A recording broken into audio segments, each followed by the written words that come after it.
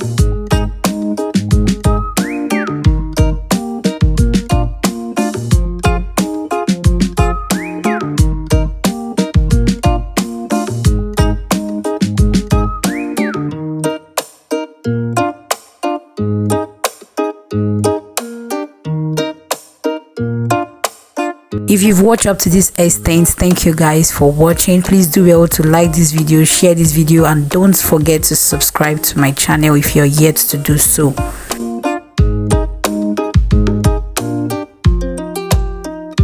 I'll see you guys in my next one. So till then, I want you to stay happy and stay blessed. Bye.